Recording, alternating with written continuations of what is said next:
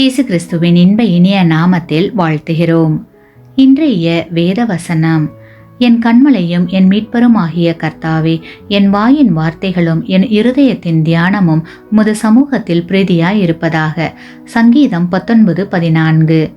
Today's Bible verse: Let the words of my mouth and the meditation of my heart be acceptable in your sight, O Lord, my strength and my redeemer.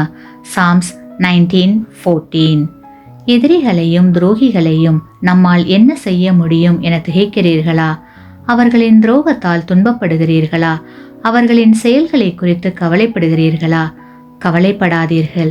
ஏனெனில் என் கண்மலையும் என் மீட்பருமாகிய கர்த்தாவே, என் வாயின் வார்த்தைகளும் என் இருதயத்தின் தியானமும் உமது சமூகத்தில் பிரீதியாய் இருப்பதாக என்ற தேவ வார்த்தையை இறுக பற்றி கொண்டு எல்லாவற்றையும் தேவனிடத்தில் ஒப்படைத்து விடுங்கள். அவர் பார்த்து கொள்வார். அது மட்டுமல்ல, தேவனிடத்தில் முழு மனதோடு எல்லாவற்றையும் சரணடைய செய்யும் போது அவர் நம்மை சுற்றியுள்ள அனைத்து தீங்கையும் விலக்கி நம்மை காத்து கொள்வார். ஆமேன். நீங்கள் பெற்ற இந்த ஆசீர்வாதத்தை மற்றவர்களோடு பகிர்ந்து கொள்ளுங்கள்.